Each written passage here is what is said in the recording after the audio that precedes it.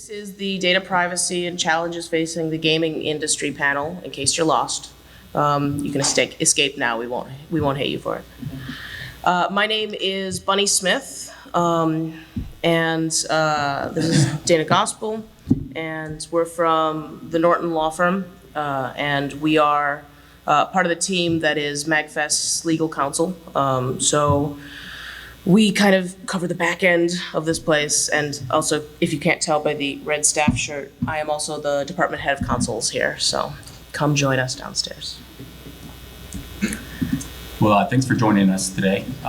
Hopefully, before we get into the meat of the discussion, I think Bunny, both and I discussed, we want this to be kind of interactive. So if you have any questions at any point in time, raise your hand, throw something. Not something hard. No, not tomatoes or whatever, cabbage. Blurt it out. We'll do our best to answer any questions you may have. And Bunny's going to be the disclaimer reader, I think. Standard, we have enough lawyer panels that I'm sure you guys have been to. This is not legal advice. We are not creating an attorney-client relationship with any of you here. No questions that we answer should be acted on as legal advice, et cetera, et cetera. But even if you hire us, you shouldn't do that either. So. Don't charge a lot? That's a lot. That's very subjective. I don't know. It's a relative number. Yeah, it is. I'll hire you. Thank you. I think I'm woefully cheap, given my level of experience and just how bright we are. I think you're getting a hell of a deal if you hire us. So Shine bright like a diamond. Yeah, exactly. So basically, we're going to run through just so everybody has a basis in the audience. What the laws are we're talking about, and what the industry is facing, and sort of go through the ins and outs of sort of the top level stuff. We're not going to try and get too far into the nitty gritty, but again, as you have questions, please go ahead and raise your hand or signal to us in some way so that we can make sure that we're getting things answered. So the reason we're all here today, of course, is GDPR, right? So the General Data Protection Regulations, they came out on May 25th, 2018. It's that reason that all of you have to click yes to accept cookies on websites now, that annoying box, right? It's basically the way that Europe, and specifically the European Economic Area, so larger than the EU, it's that entire sort of zone, and how they wanted data to be used, retained, disclosed, how people can control what companies do with their data and have access to it. And it kind of kicked off a global movement, really, because although there were laws before, they were never this strict and never really covered this breadth of information. And of course, we come to present day, because I want to skip through to the two big ones, which is CCPA, the California Consumer Privacy Act, which started January 1st, a couple days ago. Here, anybody from California? I'm sorry. You guys are screwed. So you have to leave because we're tracking everything you're doing. So go ahead. Thanks. Sure. So, of course, it's covering a lot of the same things as GDPR, permitted use, disclosure, handling of information, but that's for specifically California residents. So all of those businesses prior to this that said, we don't do anything in Europe, we never touch Europe, this is not a European company, suddenly there are laws here that they're going to have to follow, because we're moving into an age that values data as a commodity, and that's how businesses are making their money. This is how businesses are being formed and trading on the market. So we need a way as consumers, and companies need a way as businesses to sort of meet the needs from both sides, and I think that CCPA was sort of how they're addressing that. So, interesting fact, sorry to interrupt. So in the EU, data privacy, personal privacy has been part of their fabric, honestly, since like 1949, I think. The first actual statute they have was in 51. So think about that. That's 60, 70 years or whatever it is of progress toward data, personal privacy that has existed in the European community. And obviously that wasn't working well enough, so that's why they did GDPR. And the EU definitely had an intent to make the GDPR apply globally. But in context, as we talk about the CCPA and other US initiatives, we're in 2020 now. It just blows my mind that it's taken that long to kind of get a fundamental, broad-based privacy regime. I mean, obviously you have HIPAA and you have industries and certain groups like children and all that kind of stuff. You have little niches that were kind of, covered by prior privacy law, but they have this comprehensive kind of, and even though it's only California, it's going to have greater, broader impact. But to have this develop only until, I guess, in 18 it was passed, it's just remarkable to me that it's taken that long to kind of catch up, which is part of the exciting thing and scary thing, because I think it's going to be interesting to see exactly how this evolves, especially CCPA, since I think they took 6 days to draft it. And what you have to look at here is the comparison between the two. So where you have GDPR, where personal information is what you'd think of: email address, phone number, home address, your IP address. You're looking at CCPA, and they're adding other bits of personal information, such as household. So if you're logging in from your computer, they can't track it to just you. It's your entire household. In addition, my favorites are the weird things like olfactory. If a company had an olfactory perception of you, the way you smelled, that would be considered personal information. Your gait, how you walked, that would be considered personal information. And so for a lot of these companies that have buying metrics that say, oh, this person could be impulsive or have this sort of tie-in, that would also count potentially under that. And that's a much greater step than GDPR had taken before. The other two pieces that are going to be relevant for what we're talking about here are a data broker. So those businesses who are dealing in data, because as you talk about CCPA, you have not just the sale of data, because sale under CCPA covers a broad range of items, which is sale, transfer, lease, gift, whatever means you have of giving information, like a set of information, personal information, to another company. So sale isn't just sale here. And a data broker is a business that collects and sells to other third parties all this personal information of the consumers. Gaming developers, by the way. Yeah. And so that kind of relationship with that, Sony, when they take your information, Google, when they take your information, Facebook, when they take your information, that puts them in this sort of data broker spot. So interesting. I think I read an article, or at least someone told me about it. I think Facebook's approval rating is lower than Congress's. So that's impressive. That's impressive. So it's taken them years to get there, but they've done it. So, sorry. So moving on to Internet of Things. Sure. IoT. So think about all of the connected devices that exist now. 5 years ago, you didn't have, if you saw one, it'd be remarkable. You have game consoles, you have thermostats, you have locks in your doors, you have electrical outlets, everything that has an IP address or a Fitbit Bluetooth. watch. Fitbit, wearable technology. So the Internet of Things, IoT, I think I read a stat that by, and 3 years from now, they estimate to be 41 billion connected devices in the world. And by the world, it's mostly, the US and probably, not Zimbabwe or whatever, I don't know. Another example, Amazon, which is, Amazon. This past holiday season, they had 1 billion third-party transactions, and they sold, and they only quote tens of millions of their connected devices, their Echoes or whatever. That's just, it boggles your mind. I mean, we've all read the stories about how Alexa and so are listening to everything we say, and once you activate it, it really doesn't shut off. Your TV, your viewing history, Netflix, you might like this movie.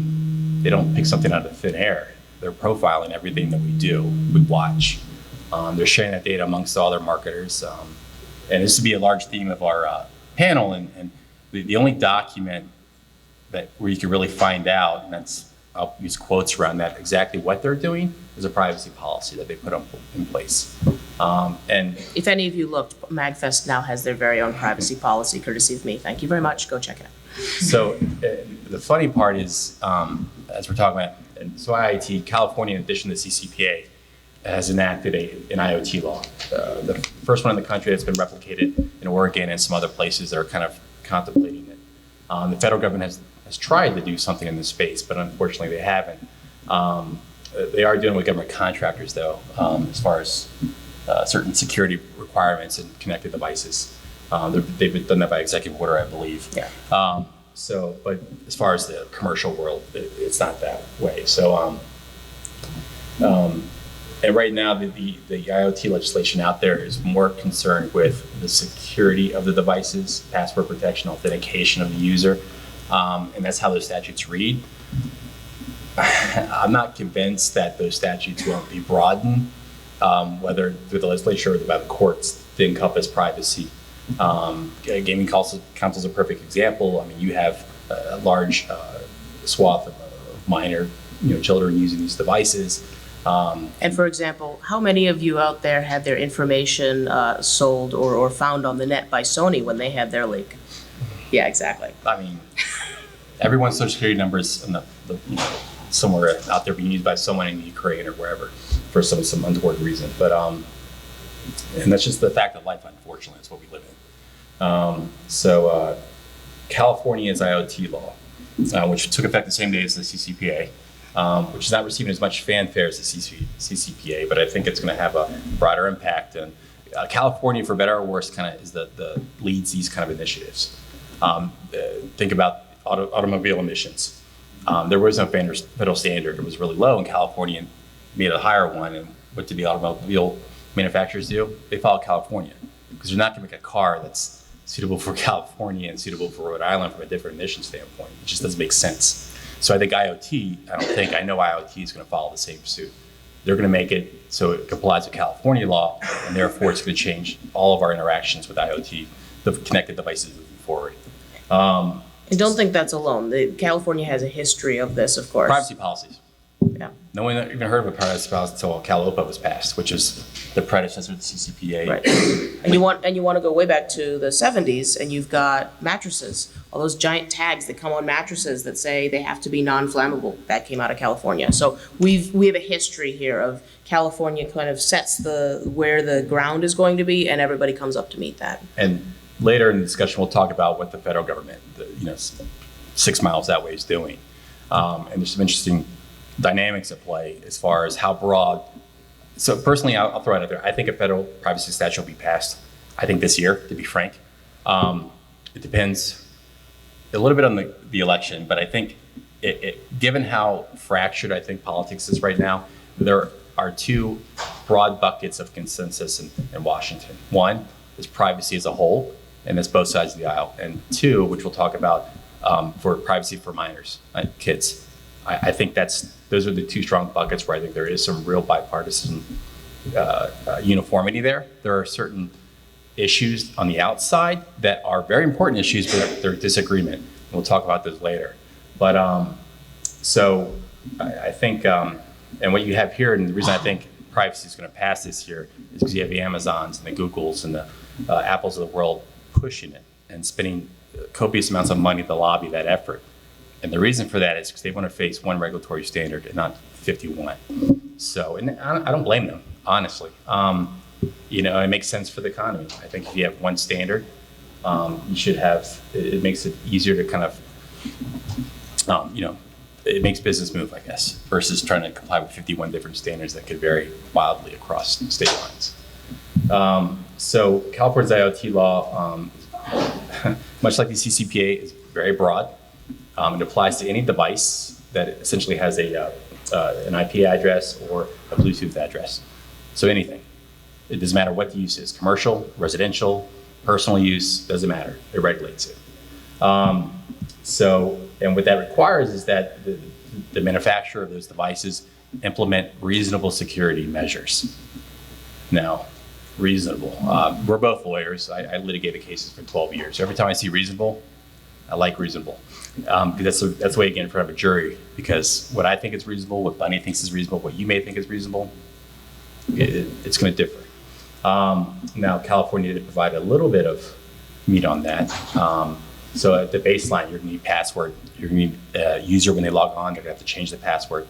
you're going to have some sort of authentication protocol to make sure that there is at least a baseline of protection. Now, that standard, that reasonable security standard, it doesn't apply universally. So like if a thermostat may have a different reasonable security measure than like a wearable technology or a gaming console that's being used by kids. So my point is that the manufacturers have to do an individual assessment on that device, of whatever it makes, and determine what is reasonable security in connection with that device and its use, and what kind of data it collects and how it stores it and all that kind of stuff.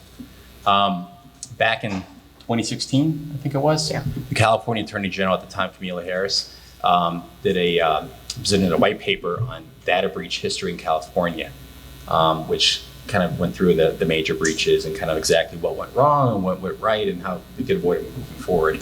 Part of that is that her office recommended certain security protocols, the top 20 by the CIS, to be a baseline, a floor, a minimum for security, for reasonable security. So anything less than that, arguably, is it's not reasonable. It's unreasonable. It's not going to be adequate. Now that top 20, obviously, there's a lot of things that aren't applicable to connected devices world, but there's some really broad categories there. So I think when these statutes define reasonable and they don't really provide any kind of real flavor to it, I think that AG report is going to color that. And this also ties into why a lot of other states are moving through their own rules so much along the same lines as CCPA has other states kind of jumping on the bandwagon and saying, hey, I too want to protect my citizens' privacy. We want to have something in the public sphere. IoT is doing that as well. Right. And as it moves through, we're seeing states like Oregon as well. Right. Oregon has an IoT statute as well, very similar to California's. There are a couple differences. Actually, going back to CCPA, Nevada's privacy statute actually came on before CCPA, October 1 of last year. It's not as broad as CCPA, which is why it didn't receive nearly as much media attention. Oregon had transition back to Oregon, the IoT statute is a little different. It only covers devices used for essentially for household purposes. So MGM over there has facial recognition on their cameras. I know that for a fact. So every time you go in there, it's looking at your face. So don't do anything weird. Don't do anything weird. And they do that for two reasons. The main reason, actually, is it's not what you think. They use it to identify their high rollers.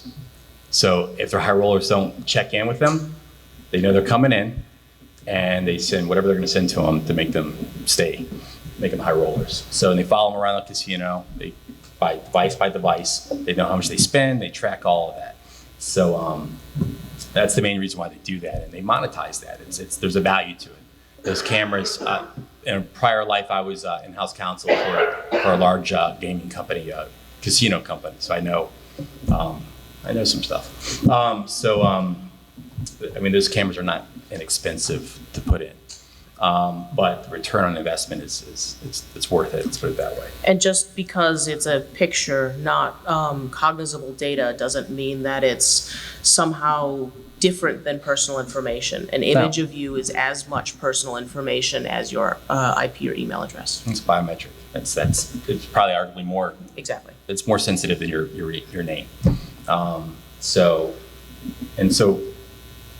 IoT, Oregon passed, it's a little different. Also, Oregon's different in that it has a private cause of action.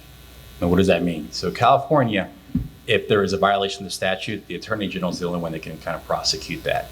So the government has to follow up, kind of like similar with the federal, the FTC Act and all that. In Oregon, though, and there's one exception in California, that's for data breaches. So if there's a breach there covered by California CCPA, you as an individual could sue that company responsible for that data breach. In Oregon, the IoT statute allows a private cause of action. So if you're in Oregon and somehow this connected devices and doesn't have reasonable security and there's some kind of it's an interesting, not to get too much in the weeds though, there's statutory fines. You can always typically sue for personal damages. Some states allow you just to sue for those statutory damages. So you don't have to actually suffer an injury. So let's say if I have an Echo or Nest thermostat in Oregon, and the security is horrible, and all of a sudden they take my address or whatever they're going to get from it, and nothing happens. They just didn't do what they're supposed to do. Some states would allow me to sue them just purely for their statutory damages. So for instance, this is going to be a big problem for Ring. I don't know if you guys saw the issue with Ring doorbell and having all of these break-ins listed on public maps that people could just access willy-nilly, that they weren't necessarily authorizing their addresses to be shown. Suddenly you know that, oh, this family has enough money for a Ring doorbell, that they are actively tracking their own front porch. So what does that mean when something happens to them, or when something could happen to them under this Oregon law, because they are giving a right of action to every single Ring doorbell user? Right. And so I'm not going to pursue Ring for $500 or whatever the statutory fines are. But as an attorney, what I'll do is I'll sue everybody that that has happened to in Oregon. So class action. You aggregate this mass of people, and that's how it makes money. And I've always been on the defense side when I litigated, but class actions do have a benefit, and the benefit is there that they cause change in the industry because they're expensive. So they do cause change. So there is a benefit there. In case that it was not clear, that's a hypothetical, not a suggestion. Correct. To put an example, IoT and how much more I think advanced than even overall privacy it is. And I think because it's in some ways an easier topic than privacy, and in a lot of ways I think. States, Illinois, Kentucky, Massachusetts, here in Maryland, New York, Rhode Island, Vermont, Virginia have all contemplated in one form or another IoT laws this year. And they're all largely based off California's structure. Which means that reasonableness standard is going to be smeared around everywhere, which is great and terrible. I mean, you have to think about it from both sides of the equation, of course. So if we're thinking about the reasonable standard as consumers, that's going to be probably a much more stringent standard for companies, or a much smaller standard for companies than we would like as consumers potentially.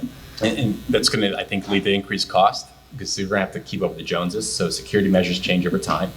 You have biometric verification, multi-factor authentication now. So these statutes all require the manufacturers to keep abreast of that technology and update their security measures based on that. So I can't throw a 10-digit password in there and say, do one uppercase and one symbol and whatever, and call it a day. 30 years later, hope I'm okay. You're gonna have to change as time progresses. So it's gonna, I think it's also complicated. Like, to check my email on my phone, I need to do my thumbprint 3 times and turn around twice and click my heels. Yeah, I mean, it's just, so it kind of, is that an inconvenience? Maybe it is, I don't know. Maybe it's more about me than the technology. But, it's a necessary evil. So I think these kind of things are gonna come into play. Like, I never thought I'd have to set a password on my thermostat, but I guess I will. So, and that comes about as a result of all of these laws. So we're looking at this from the perspective of all of these Internet of Things, and to bring it back down into the gaming industry. If you're looking at a PlayStation, if you're looking at all of the Nintendo accounts that exist, and the people that have access to those names, when you post your friend code on Facebook, who now has access to that data? How are you able to track through on those? And what data, what security systems are keeping those safe?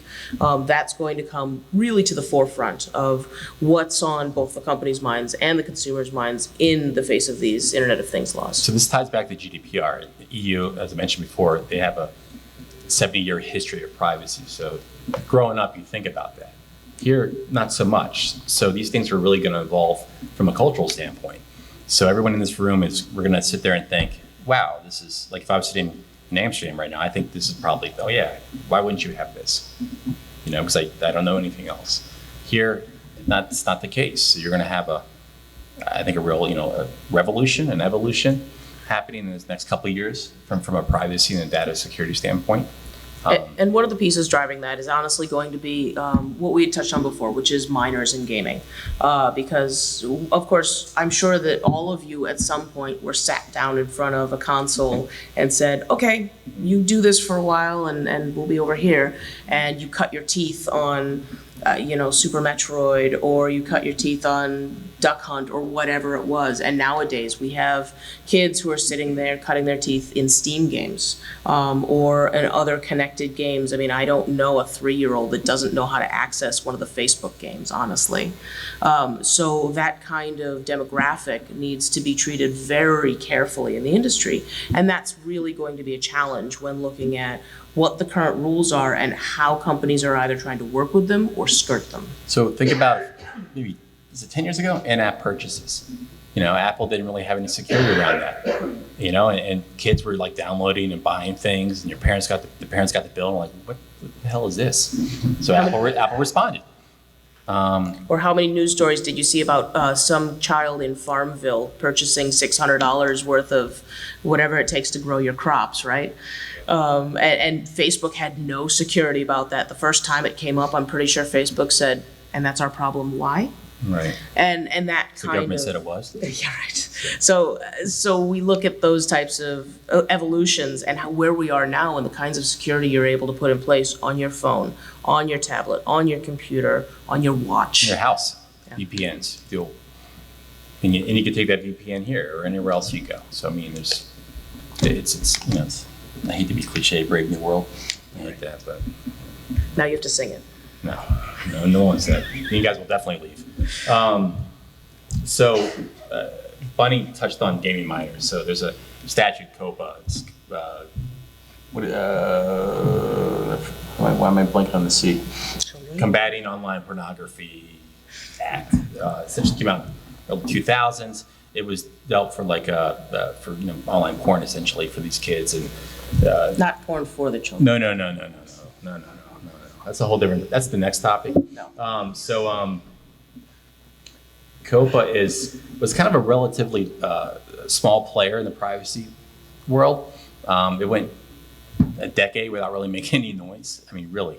And then all of a sudden, the first big hit came early last year with a company called Musical.ly, now known as TikTok, who got slammed by what was then the largest COPA fine of, I think it was, what was it, 6 million? Yep. Somewhere around there, 6 million, for doing some really egregious, shady stuff. They would let, even though it wasn't geared toward kids. So COPA essentially says if you have a website, and by extension an app or whatever, some sort of internet-based kind of gathering place that is geared toward minors, you have to, their parents have to sign off on consent and make sure they can use it, and there's certain privacy disclosures they have to make, and you have to have more robust kind of quality procedures in place to make sure nothing, the kids don't get exposed to anything that's bad for them. TikTok took the opinion that our app is not for kids, and we're going to put our head in the sand and not do anything about it. And I don't know about you guys, but I don't know a single Gen Z that doesn't use TikTok, like religiously. So Musical.ly had some features, and we'll talk about it a little bit, and take a step back. There's some broad concepts in privacy. One is privacy by design, we'll talk about, which is essentially saying if you design an app or a laptop or whatever, a tablet, that privacy should be implemented from the design standpoint, just as much as functionality as for screen size. That's where you should address it. Okay? It's a good question. You mentioned that a lot of these state statutes are kind of based around reasonableness standard. Defense side litigator makes me think, wow, everything's going to trial. That's fun. My question is, do you see or are you envisioning that a lot of these states are going to have regulatory guidance that comes out to kind of help define what that is, or is this something that judges? So the question, in case people didn't hear it, was, is there going to be regulatory guidance with new states' sort of reasonableness standards when they're doing Internet of Things? Yes, and sometimes that's helpful and sometimes it's not.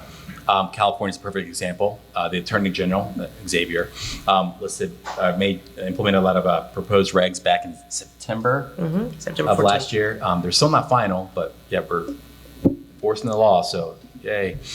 Maybe by the summer they'll be final. And what they actually did is they did some helpful things, and they also strangely expanded the law beyond the text of the law, which I'm going to see how that plays. I expect, if not already filed, I haven't seen it yet, there will be several constitutional challenges to the CCPA. And I know that by mostly data brokers will probably file those. We did a quick search before this, and on GDPR's day zero, suddenly you had a whole bunch of lawsuits in Europe against Facebook, against Google, against all of these. We haven't seen them yet on CCPA, They're coming. but I'm pretty sure everybody's just in party mode. They're coming in the next. So CCPA, even though it doesn't have a private cause of action, there are other statutes in California they can use to piggyback a violation of the CCPA. You had something? Yeah, so I mean, CCP has private data breach, so like. For data breach, but not privacy standards, not privacy standards. That's what you're right. So for data breach, if the breach happens today in California, and you could sue tomorrow if you wanted to, for privacy, for selling your information without your permission, not getting adequate consent. Those right now, there are private attorney general statutes in California that are really broad, that are broad enough that I think they could couple that to bring a litigation, a case. And if there's anything that's, and I'm sure since 2018 when the CCPA was announced, the plaintiff side bar has been generating these ideas and theories of how exactly to do this. And, that's great. More power to them. So we're moving back to minors. yeah, where was I? In the middle of it. The middle of it. I was right. I was in the middle of it. So moving on from the $6 million TikTok, you want to look at the expanding amounts that have been given as penalties by the FTC for the various companies. So you go from the small end, which was 600,000. So there were back in 2015, the FTC. A long time ago. Long time ago. Yeah, well, it is actually in this sphere, in this space. The FTC implemented a couple regulatory fines against some small gaming companies of 50 or 60 grand, which I'm sure for those companies is a large chunk of their revenue. And these fines aren't revenue based; they're statutory. They're up to a certain amount for violations, and there's some discretion there from the commissioners on the FTC to how much they're going to actually levy. And Facebook was a perfect example that I'll get to in a second. But so you had a couple of $50,000-$60,000 fines. Great. In the span of 4 years, you had $6 million against TikTok, and then obviously YouTube. Google came on the scene. By the way, YouTube's not for minors, is what their company stance was until the FTC said otherwise, and hit them for we'll just say an obscene amount of money. But it's Google's; they got that money, so it's all good. But now they brought us YouTube Kids, so it's nice. My kids thank them for that. So the point is, I think, and that those increasing fines tell to me, and also reading the FTC statements from the commissioners after they have public hearings, that the privacy surrounding children is going to be a focused effort, a regulatory effort going forward. And to answer your question more about the regulations, yes, they can color some things, and not to get really boring here, but there's some cases up in the Supreme Court to determine exactly how much deference you have to give to a regulatory's findings for exactly how much deference, like FTC interpreting a statute. How much deference does the FTC require or is allowed to interpret something one way versus another? And so I think you'll see the same thing play out in the states. And that those contexts have come up in something called the TCPA, which are SMS text message statutes. So it'll be interesting to see the Supreme Court, the current composition, is not a big fan of deference to regulatory agencies. So, and what I'll talk about later is actually the House Committee on Energy and Commerce, which has perhaps one of the coolest jobs ever, is kind of regulating the internet. They put forth a draft privacy statute, bipartisan one, in mid-December. And reading the statute as I did last night, it was kind of interesting because they're like, FTC, you will make guidance about this and give 10 broad topics. And so there's the whole theory is that Congress has kind of just said, hey, regulatory agencies, you do our job and create statutes. We'll tell you what topics there are, but you worry about all the details. And I don't think that's going to fly once the Supreme Court actually addresses some of these cases, but maybe it does. I don't know. But interesting to see. Which sort of leads us to one of the other key themes in the drafting, which is transparency. So, there's been this focus on minors, but also, what affects what and how. Because as you're looking through these, you want to know, how people are choosing to share their data, what the companies actually need, not what they want, what they need, and what choices every side has. Because the choices that a consumer has are obviously going to be different than the choices a company faces, because they both have different goals in it. So when a company sits down and to the lawyers in the room or anyone else that's the company, you start drafting a privacy policy.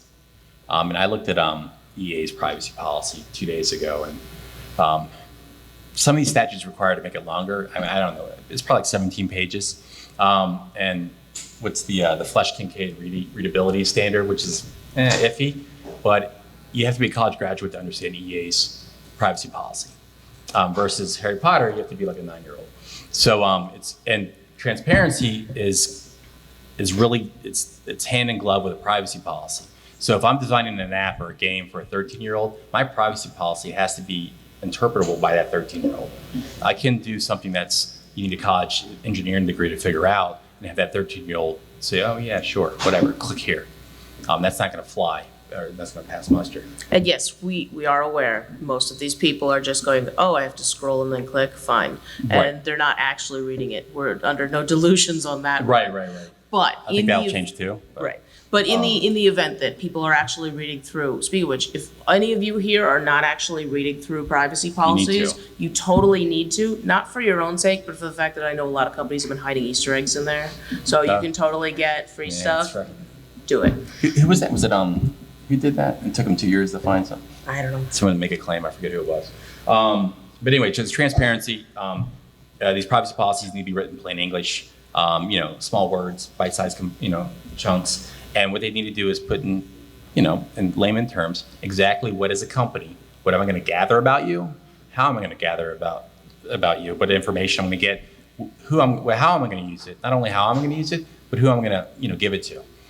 Whether it's my service providers like my hosting provider AWS or Microsoft, or am I going to sell it to an ad agency for targeted advertisement, or am I going to sell it to whomever's going to be willing to pay me?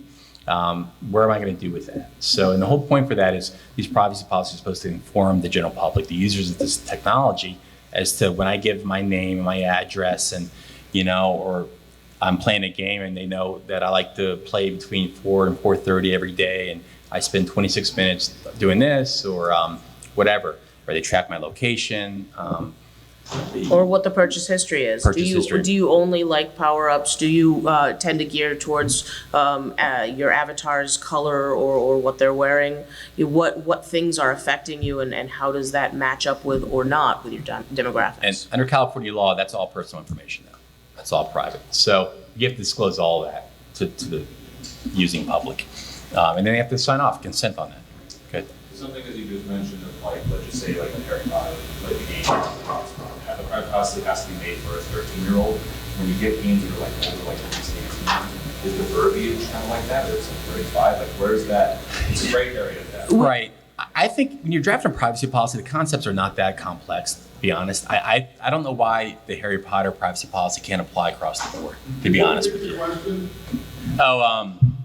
Sure. The question was the privacy policy, since it has to be kind of geared toward the audience that it's the product's intended to be geared toward. Does the privacy policy, the verbiage, is it okay to have it kind of run the spectrum? If it's an older demographic, can the privacy policy be more complex? And technically, yes, but as I said before, I don't know why it would need to be that way. And it doesn't make sense because even if you're so imagine you have an online Steam game that's got, that's got mature content. There's always some parent out there that says, sure, you can play whatever the heck you want. So it doesn't behoove them to make a privacy policy that is absolutely, the hardest thing ever to read. You have to be somewhere in the middle. So it's covers the themes that the company wants, but also makes it approachable for the general person, the general gamer. And so in a privacy policy that is issued by a company put on their website, that is a binding contract between whomever that is geared toward and that individual or in the company. So the FTC enforces that. So they bring lawsuits all the time for omissions or misstatements in companies' privacy policies. Like recently they instituted like 6 or 7 actions in December for a privacy shield. Companies are saying they're part of privacy shield, which is allow transfer of data from EU to here. Those companies weren't part of the privacy shield, so they got sued. So my point is, it's a binding contract. You just put something in there that you can't back up from a technical or an operational standpoint. And that point about the readability of the of privacy policies and terms and conditions, even sort of puts us on the other side of key themes when drafting these legislatures and legislation and what have you, which is transparency and meaningful consent, because you can't consent really to something that you don't understand. A long time ago, there was, I know, lawsuits dealing with rental car companies and the long riders they give you about when you rent a car. And, you know, you're not going to sit there at the desk and hold up the entire line of people while you go through microscopic print. Well, you're special. Yeah. While you go through a microscopic line of print to say, wait a minute, what does this word mean again? This doesn't make sense in this context, because as we all know, legal English and actual English are two worlds apart. So, as Bunny mentioned, so the draft federal legislation, the baseline, I think the first 6 words are essentially consent, consent, consent. So this is what it's going to be based on. So if you want to use someone's data, and honestly, I don't think anyone's against using whatever data that you want to collect, so long as that individuals whose data you're collecting says, yeah, that's okay, sure, I don't mind that, because I want to play the game, or I want to use your product, and I want to use it this way, or I want to play the game this way. I just want to know what you're going to do with my data, what you're going to collect, and how you're going to use it. And if I sign off on that, then it's great. Then everyone's on the same page. So, how does getting consent differ from digital platforms than from physical locations itself? So the question was, how does getting consent differ from digital platforms than physical locations? A lot of what GDPR and CCPA are based around is getting people to have affirmative consent, which is actually taking an action yourself. So for instance, when you've ever had sort of agreements that said, hey, if you stay on the site, then you're agreeing to this, that sort of agreement is not proper under CCPA and GDPR, because what they've done is sort of pre-bound you to an agreement. You didn't get to make an affirmative actual choice. What they want you to do now under these laws is typing in your actual email address to say that you consent, reading through a list of checkboxes and checking through. I don't know if any of you guys noticed when you were registering for MAGFest this year, there was actually more checkboxes that you had to go through that was more than just the, hey, I agree to receive marketing emails. There was also, we can use your information and what have you. And that was all as a result of these laws. So it's coming through now that we want to make sure that everyone is doing something that they actually consent to, not that they're just had their hand forced. So think about it in a real world context. Like if you left here, went to buy a car, you walked on a car lot, the salesman comes down and says, listen, if you don't leave in 10 minutes, you own that car right there. You agree to pay whatever for it. It's not going to happen because there's no affirmation on your part. There's no action on your part. So that's this electronic version. Click the radio button. There's a capture, whatever it may be. There's some you need an affirmative act by the individual. So that this technology, this electronic version, is trying to mirror that the physical, the wet signature, if you will. And there's federal and state statutes that support that notion. There's so saying if I click a radio button, that's the same thing as me signing a document right in front of me today. So there's things that support that electronic signature notions. There's theories. So there's no difference really from a legality standpoint. If you wanted to see a really hyper drilled down version of this, the version of Walmart they have in the UK is called ASDA, A-S-D-A. And when you go on their website and look at some of their cookie and privacy policy things, their set of check marks actually drills way down. And they've got at least 6 that you can do incremental consent to. So therefore, you don't have to agree to all of their marketing emails. It could be the marketing emails only targeted to people who like cat food or something like that. So that way that you're being asked to consent in a much more meaningful to the consumer way. So I think, and the evolution of the cookie banners is evidence of that. So GDPR obviously required a cookie banner. When they first came out, it was like, by clicking here, you consent to cookies. By using the website, you consent to cookies. Now it's like there's the only pre-checked box on a cookie consent now are the necessary ones, the ones where the website won't function but for the cookies. But if you want advertising, or if you want cookies to make the website more personalized for you, you have to affirmatively check those boxes to enable those cookies to function on that particular website. So I think that's where you're going to get. And Bunny's point with the UK Walmart, I think what you're going to see going forward are a lot of communication preference centers for consumers now. So when you go to Amazon or whatever, they're going to take you to a site where you're going to pick and choose exactly what kind of communication you want, what you're willing to share, what information, and the frequency by which you want to receive that information. And honestly, that's what I recommend my clients. It's a little bit more on the development side, but what you're having is like, if you go there and you say, I want to receive an email every 2 weeks on these topics, and you get an email every 2 weeks on those topics, and later on you get mad about it, what am I supposed to do as a business? I mean, it's a great kind of safe harbor for that business. Like, I'm just following exactly what you want to do, what you told me to do, versus you receiving an email every day or multiple emails every day. So, and this is where we wanted to get into. I mean, the meat of this, which is the goals of a gaming company and the goals of the consumer are necessarily different. You have goals for a gaming company, obvious ones like revenue generation, marketing reach, that kind of a thing.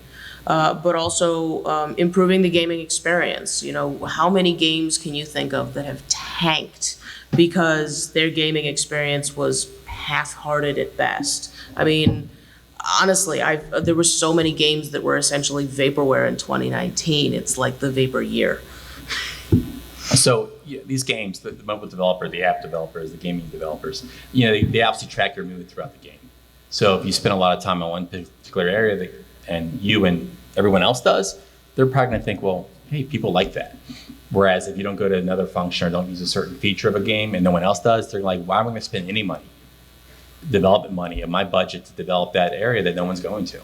They try to make it better in hopes they go there? No, I want to do low-hanging fruit. I want to beef up what the people like. I want to give them what they want. And then I'm going to charge for it. Listen, I think on a whole, most big businesses, most gaming companies are not bad actors. I think they're really collecting this data to really, they're selling it. Let's be honest, they are. Girls got to eat. So, but I think they're out there they're also trying to make the game better. And develop additional features. They're trying to monetize it, but that's why you open a business, to make money. As a random aside, please everyone go down and visit the MAGFest Indie Video Game Showcase. Thank you. And those are different concerns, obviously, of the gaming company than of the gamer. I mean, when you're looking at this as a gamer, you want to be able to game and have an experience that's your way.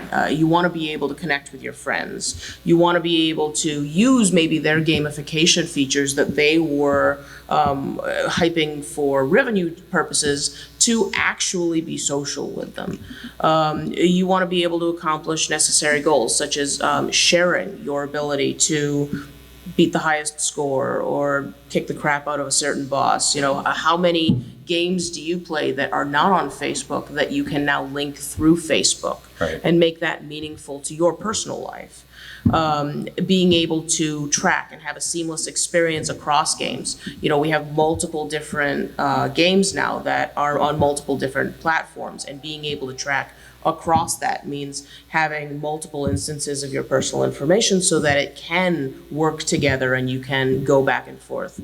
I know last year's Hearthstone tournament in LAN, where 80% of the people were on mobile and another 20% were on the actual computers, was huge. And being able to go back and forth per platform and still have those competitions was a really big thing for those gamers that were participating. So by the way, under COPA, the statute that speaks to minors, you can't track a minor's actions across apps or websites.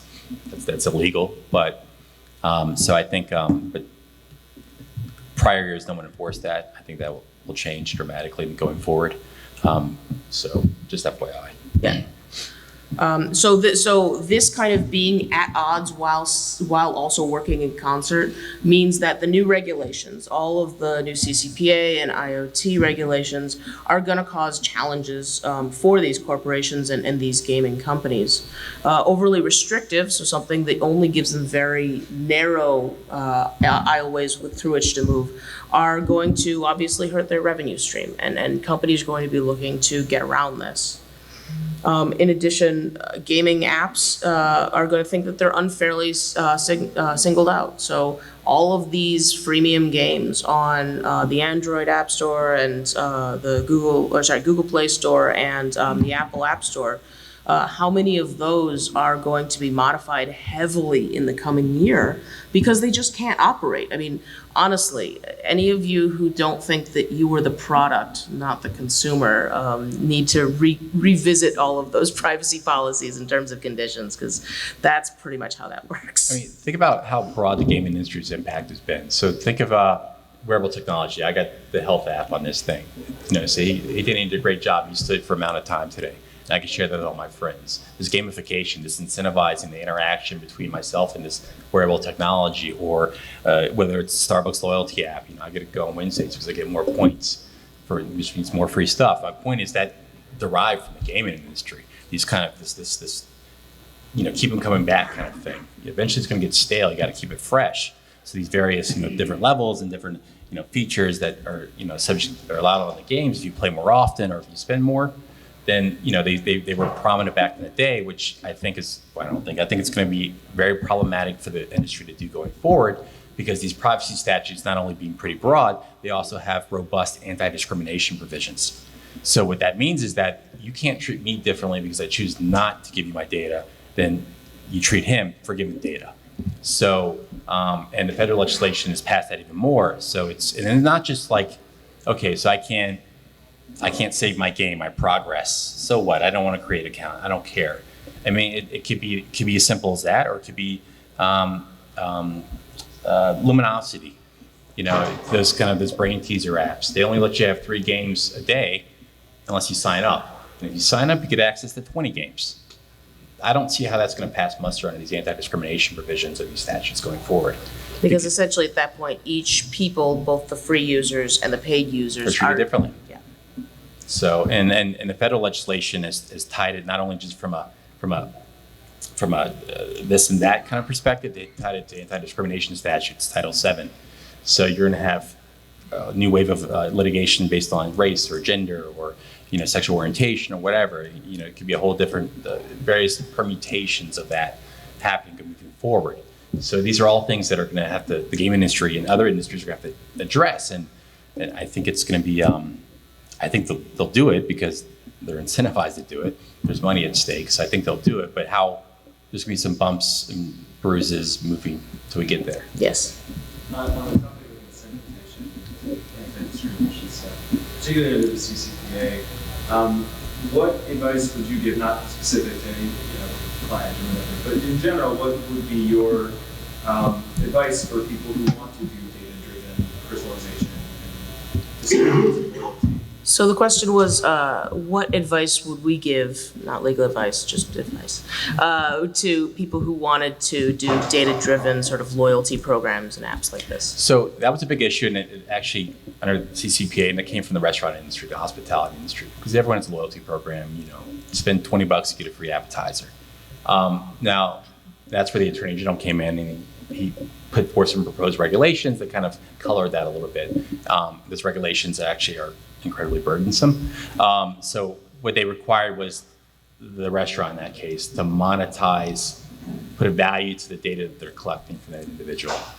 And they allow them to do it, but you have to get express consent, and you have to kind of go through these additional hurdles to kind of be able to have that personalized, data-driven kind of interaction, which is, my prior experience, we collected copious amounts of data, and it wasn't just data. We wanted data you can actually act on.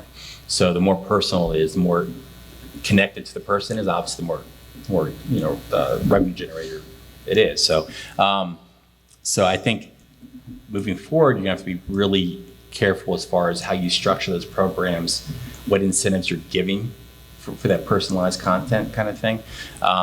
And you're gonna have to be workarounds if someone doesn't want to give data to exactly how they can get a benefit that's similar or comparable to avoid these discrimination provisions. So I think the loyalty world, signing up for a loyalty program app, if you will, I think there's ways to do that. I think games will probably follow suit as far as that's concerned.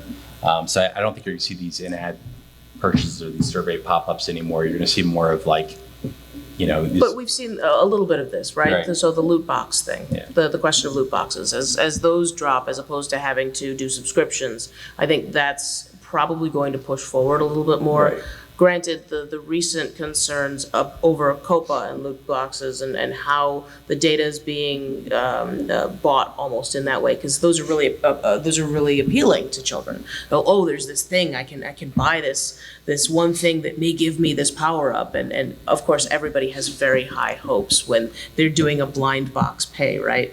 That I'm going to be the one that's going to get the thing that only has a 1% chance of dropping, and that sort of payout is, I think, in flux, and while the industry may be moving towards it, there's going to be some challenges there. and I think this subscription-based model makes a lot of sense. It's much more objective, and even though we touched on it before, I think a large component of that sort of anti-discrimination theme is it's minimizing the amount of data you actually collect.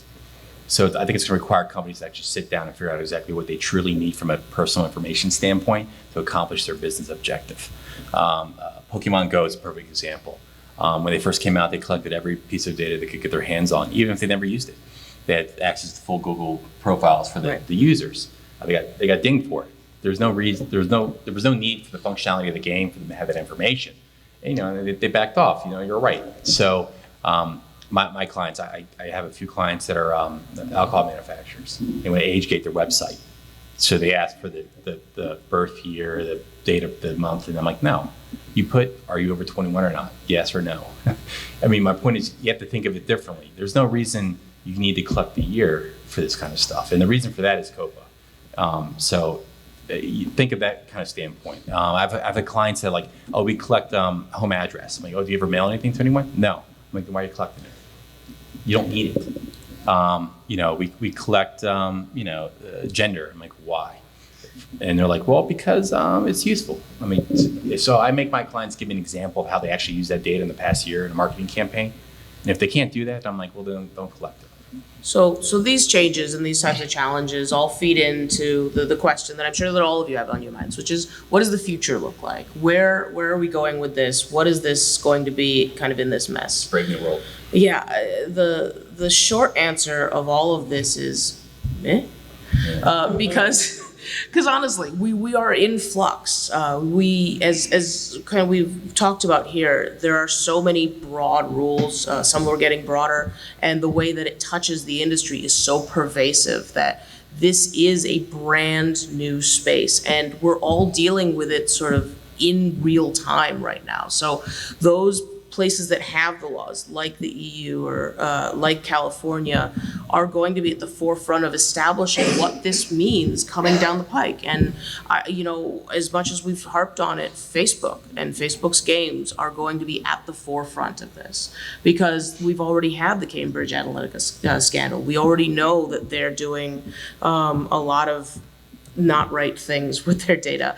So we want to make sure that we're taking into account as we move forward as gamers and as game companies. What does this mean for us? Right, and Facebook was recently, about 5 months ago, given 5 billion reasons to change their policies. That's the fine that they received from the FTC, which was criticized as not being enough.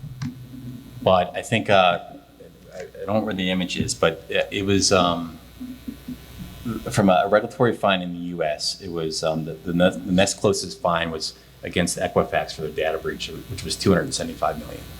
So let's put that in context. I mean, Equifax is not like a small little company, so they got $275 million, but Facebook $5 billion, and people are like, that's not enough. You need more, because it's such a small percentage of their actual overall revenue. But so I think it's gonna behoove companies to change the way they do operate business to kind of avoid these $5 billion fines and death by 1,000 cuts, if you will. So I think that a lot of this, while coming down the regulatory pike, is going to be more focused on sort of incremental changes. What are security practices? What does it mean to have best practices for your industry? And that's going to be sort of who finds the best case scenario? I mean, how many people ripped off what Amazon was doing when GDPR first came in, right?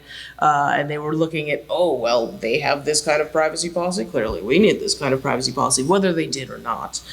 So that's going to be sort of changing the industry as people grab onto these big players. Yes. So, okay.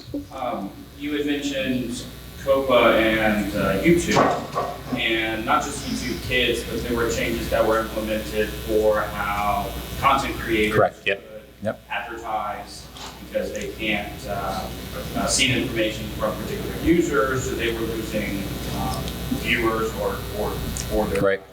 viewership and advertising opportunities. Do either of you have either sage advice for what you think might be coming down the pipe for other distributors of media, so Xbox Live, Sony, Steam, Origin, because I don't think any of those players could contend, like YouTube tried, to say that they aren't geared towards kids. You want to repeat the question? No, I'm good. So the question was whether we had any advice or what our idea was as to how gaming companies like Sony and Origin, what have you, will have in terms of arguments that they're not geared towards kids if they try to take the same tack that YouTube did. Or what changes they might be implementing. Or what changes they might be implementing. So the first thing is they're going to have to make their privacy policies much more robust. There are certain buttons you have to click for under COPA. You're going to have to provide meaningful consent and ability to withdraw that consent from the parents' end. So a lot of these, like TikTok and a lot of these companies have been dinged. It's really on the back end. You know, you could draft a perfect privacy policy, and great, but if you don't follow up in practice, then it's worth nothing. So a lot of these failed from an operational standpoint. TikTok, for example, there was chat rooms, and the kids were on there saying, "Hey, I go to some middle school." Well, unless that kid's incredibly not bright, the chances are he's under 13. TikTok ignored all that data. They're like, whatever, blind eyes. And what happened is that in connection with that, they made a concept called privacy by default. They let the location data be automatically viewable by anyone that was a member, user of that Musical.ly platform. Included some people that, had some really disgusting habits toward kids, let's put it that way. So, and the parents had no idea any of this was going on. So I think what you're going to see is a lot of disclosures and a lot more things geared toward the parents and a lot more upfront information, very clear and in your face, if you will, as to like, listen, we understand that this is geared toward kids. And, even though this is not our intent because it's a rated game or whatever, kids are going to use it. So here you go, Mr. and Mrs. Smith. If you want Johnny to use this, here are your options. So I think that's one of the things that I honestly think, from my perspective, Nintendo is sort of leading the way in this, that they've done a lot of good things towards making their privacy practices approachable to more kids, in addition to addressing things to parents. So while they have the language saying, hey, parents need to help with this and this and that, they do make some of the pieces very accessible and use very easy language to make things more understandable to a 10-year-old per se. And once someone clicks that I'm 13 or 12 or whatever the age may be, you should stop the data collection right then and there. There's no reason to collect any of that, honestly. If not before that step, to be frank. I mean, if you have Angry Birds is a perfect example. I mean, NSA used that for their purposes. My point is that the company to this day still says, well, we're not really geared toward kids. I'm like, come on, you make plush toys. There's a lot of things that really undercut that argument, but yet they were collecting a huge amounts of data and still are and selling it. So I'm like, why collect that data? I mean, I think the days of monetizing data to the extent that they've done in the past are over. So I think there's a different way that's where the personalized data comes in. If you get meaningful consent, you make that data, a smaller chunk of data, much more profitable. And that's doable, but it just requires more effort. It's not easy. It's not low-hanging fruit for the companies. Right. So you have to evolve their marketing practices. So I think you had a question of? What's the youngest age of language? Like, you wouldn't try to use language, you wouldn't try to make a license for a 3-year-old, right? No, you wouldn't make so the question was, what's the youngest use of language? They wouldn't be making 3-year-old language because obviously they're going to sort of and I hate to say it, but look at the demographics of where they're targeting the game to and where they're targeting the metrics to. I still honestly think that the large majority of games are going to be around the 12 to 13-year-old mark, because that's a big hurdle for a lot of regulations. And that's going to be the easiest sort of metric, language-wise, to hit. So functionality-wise, the language of Harry Potter, 9-year-old would probably be the youngest age for reasonable. Again, reasonable is an interesting standard to use. But I think you're on the right track. So, I'm a lawyer. yeah. Obviously, yeah. No, I think you use plain English on the Harry Potter kind of readable kind of thing. I think that's on the right track. COPA's age limit is 13. Anyone under 13 is a minor. CCPA is 16. GDPR is 16. It depends. Depends. The federal statute that they're put forth that may or may not pass is 15. There are talks about raising the age from COPA to 16-ish. So my point is, anything that's kind of geared toward that, who a minor is, so below that 16, I think you're going to be okay. And obviously, you can't account for the educational and disparities, and I hate to get really in the weeds. I know we're over time, right? We are. I'm not going to get into second languages. Like if you have a huge Latino population using your product. Or in Canada, when you've got a huge French-speaking Montreal, population. you're going to have to do a foreign language privacy policy. Because it needs to be approachable by all comers. Right. So, and we're not going to get down that road because that requires, I think, who's it? I'm blanking. I think it was Nintendo. If you go to the website, they have privacy policy in like 60 different languages. Right. You click a flag and you get a different privacy policy. So kind of to wrap this up, I mean, we're looking at really privacy by design going forward. And we're looking at not only the legislation, but the big companies almost working in concert. So we're going to see that there's going to be a lot of challenges on both sides.